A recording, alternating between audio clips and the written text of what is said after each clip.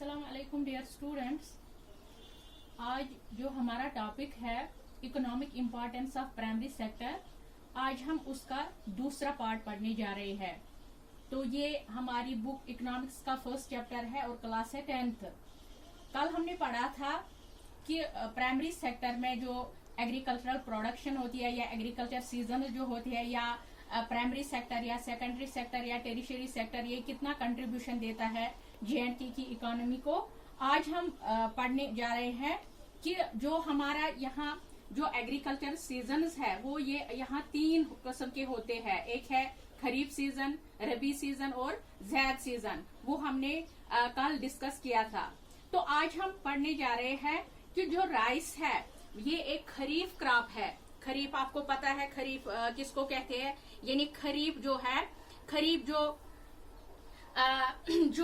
हम ये यहाँ ये सीड्स वगैरह जो हम बोते हैं, ये मॉनसून में हम बोते हैं या मई में जो हम बोते हैं यहाँ ये सीड्स, और हार्वेस्ट इनको करते हैं सितंबर या अक्टूबर में। तो ये होते हैं खरीफ सीजन। यानी खरीफ सीजन जो होते हैं, खरीफ season those crops which are sown in the months of monsoon and which are harvested in the months of September to October, these are called kharif crops। तो ये जो राइस, आज हम राइस की बात करेंगे कि किस तरह राइस हमारी इकोनॉमी को, यानी J&K की इकोनॉमी को किस तरह ये फायदा पहुंचाता है, आज हम यही डिस्कस करने जा रहे हैं। तो डियर स्टूडेंट्स, राइस जो है ये भी एक खरीफ क्रॉप है। ये भी rice is also a kharif crop in J&K। तो J&K में जो राइस है इसकी पैदावार हर एक डिस्ट्रिक्ट में होती है, लेकिन सबसे ज्यादा जो राइस की प्रोडक्शन होती है, जो राइस निकलता है वो कुलगाम से निकलता है। यानी कुलगाम जो है ये पुलवामा डिस्ट्रिक्ट में आता है। वहां हमें J&K में ज्यादा राइस की पैदावार होती है, ज्यादा राइस निकलता है, इसीलिए कुलगाम को राइस बाउल ऑफ कश्मीर भी कहते हैं। क्या कहते हैं, यानी आपको इस एग्जाम में क्वेश्चन पूछा जाता है कि which part of the Kashmir is known as rice bowl of Kashmir. तो dear students, Kulgam is also known as rice bowl of Kashmir, जो कि पुलवामा डिस्ट्रिक्ट में आता है। राइस, अभी मैंने कहा कि राइस ये है खरीफ क्रॉप है। इसके साथ साथ आप लोग ये भी याद रखिए कि दुनिया में सबसे ज्यादा जो राइस निकलता है वो आपको पता कहाँ से निकलता है, वो निकलता है चाइना से। यानी चाइना जो है, China the largest producer of rice is China. इसके बाद जो इंडिया है, इंडिया आता है second largest producer of rice in the whole world. Dear students, यानी जो चाइना है, चाइना में सबसे ज्यादा, दुनिया में सबसे ज्यादा राइस कहाँ निकलता है, चाइना से। यानी China is the largest producer of rice in the world, and जो इंडिया है वो सेकंड नंबर पे आता है, दुनिया में सेकंड नंबर पे आता है राइस प्रोडक्शन में।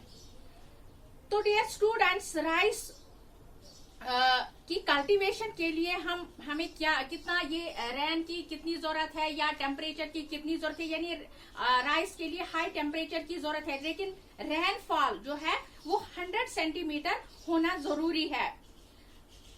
तो J&K के लिए एग्रीकल्चर को सबसे ज्यादा फायदा पहुंचता है किससे, वो पहुंचता है राइस से। यानी राइस जो है सबसे ज्यादा कंट्रीब्यूशन हासिल होती है J&K को, किससे, राइस से।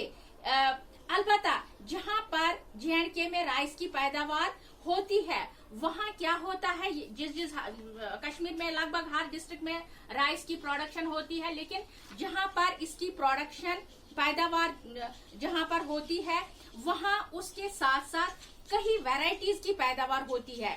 यानी राइस, जिस तरह आप देखते हो कि जो हमारे पल्सेस है या जो हमारे मेज है या बाकी चीजें जो है, एप्पल जो है, उसकी बहुत सारी वैरायटीज है। इसी तरह जो राइस है, राइस की भी बहुत सारी वैरायटीज है। कश्मीर में यानी J&K में, J&K जो यूनियन टेरिटरी है, यूनियन टेरिटरी में क्या है, जो हम राइस की प्रोडक्शन करते हैं उसकी जो वैरायटीज है वो भी अलग अलग है, वो भी अलग अलग किस्म की है। जैसे बासमती राइस है, बासमती राइस कहाँ से हमें निकलता है J&K में, जम्मू डिवीजन में एक जगह है जिसका नाम है RS पोरा। RS पोरा में वहाँ सबसे ज्यादा बासमती की पैदावार होती है, यानी कुलगाम में ये राइस ज्यादा निकलता है। तो जो जम्मू डिवीजन में आरएसपुरा है वहाँ ज्यादा क्या निकलता है, बासमती राइस निकलता है। जो बासमती राइस वहां से निकलता है जो कि पूरे इंडिया में क्वालिटी की वजह से फेमस है।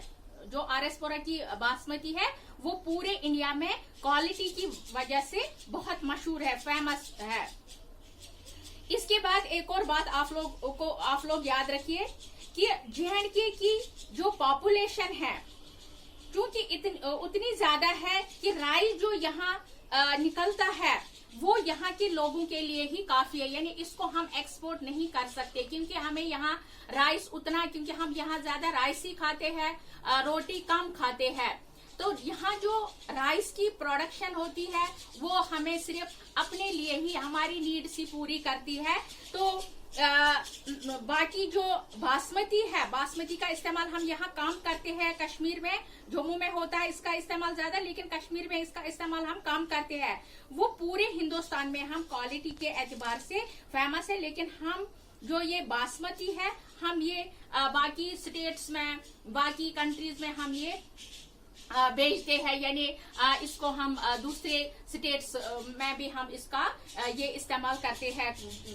लेकिन जो राइस है वो यहाँ जो कश्मीर में राइस निकलता है वो हमें यहाँ अपने लिए ही काफी होता है, क्योंकि हम राइस के लिए डिपेंडेंट है। मैंने आपको अभी कहा कि राइस हम ज्यादा चावल ही खाते हैं इधर कश्मीर में, तो लेकिन इसके लिए जो हमें यहाँ राइस निकलता है उस एतबार से हम दूसरे स्टेटों पे राइस के लिए डिपेंडेंट है। जस्ट लाइक वेस्ट बंगाल या पंजाब, हम वहां से भी राइस मंगाते हैं, हमें वहां से भी राइस आता है। जो आप देखते हो स्टोर, इधर राइस स्टोर में जो ये आता है, चावल आता है, हम वो आता है पंजाब से। पंजाब में कल्टीवेशन होती है बहुत सारी राइस की, या वेस्ट बंगाल से आता है, तो वो उसके लिए हम डिपेंडेंट है। तो डियर स्टूडेंट्स, तो पहली जो बात हमने एग्रीकल्चर में की है वो की राइस की। तो अब आइए दूसरे क्रॉप की जानिब में हम देखते हैं, वो आता है प्राइमरी सेक्टर में मेज, यानी राइस। अब आपको राइस समझ आया होगा कि राइस जो है ये खरीफ क्रॉप है। ये प्राइमरी सेक्टर को बहुत ये इकोनॉमी को, हमारी इकोनॉमी को, जेएंडके की इकोनॉमी को बहुत मदद करता है, फायदा पहुंचाता है, या हम डिपेंडेंट है राइस के लिए बाकी स्टेटों पे है। ये खरीफ क्रॉप है। दूसरा जो हमने क्रॉप कहा एग्रीकल्चर में जो क्रॉप आता है वो आता है मेज। जो मेज है वो भी प्राइमरी सेक्टर में आता है। मेज भी एक खरीफ क्रॉप है, यानी मेज भी हम मई में हम ये सो करते हैं और सितंबर अक्टूबर में इसकी कल्टीवेशन हम करते हैं इधर जेएंडके में। और इसकी पैदावार भी पूरी जेएंडके में होती है। अगर मेज की बात की जाए तो जेएंडके के वो एरियाज जहां पर सबसे ज्यादा मेज की कल्टीवेशन होती है वो है उधमपुर, ढोडा, राजौरी, कुपवारा, अनंतनाग और जम्मू। ये वो एरियाज है जहां पर सबसे ज्यादा पैदावार होती है मेज की। अगर आपसे क्वेश्चन पूछा जाएगा कि write down the areas of J&K state where this maize is cultivated, तो डियर स्टूडेंट्स आप लिखना, एक है उधमपुर, ढोडा, राजौरी, कुपवारा, अनंतनाग और जम्मू के कुछ एरियाज है जहाँ पे हमें ये मेज की पैदावार होती है, यहाँ पर हम ये मेज की कल्टीवेशन करते हैं। तो ये मेज जो है, मेज आपको समझ आया, मेज मक्का जिसको हम बोलते हैं। तो मेज जो है ये भी प्राइमरी सेक्टर में आता है। तो प्राइमरी सेक्टर में हम लोगों को याद रखना है कि जेएंडके को जो बूस्ट मिलता है वो मिलता है व्हीट और राइस से, या किससे मिलता है बूस्ट? व्हीट और राइस से मिलता है इसको बूस्ट। इसके अलावा जो यहाँ क्रॉप्स निकलते हैं, पल्सेस है, जो मैन क्रॉप्स, अगर आपसे क्वेश्चन पूछा जाएगा कि write down the man crops of J&K union territory, तो एक है राइस, मेज है, व्हीट है और पल्सेस है, ये यहाँ की मैन क्रॉप्स है। और ये चारों क्रॉप्स जो है जितना भी उनसे इनकम हासिल होता है वो सारा कंट्रीब्यूशन देता है किसको, प्राइमरी सेक्टर को वो सारा कंट्रीब्यूशन देता है। And that is why we called it 21% of economy of J&K were produced or were given to the primary sector of J&K। यानी ये वो मैन क्रॉप्स है जो हमारे प्राइमरी सेक्टर को देते हैं, बहुत सारी कंट्रीब्यूशन देते हैं।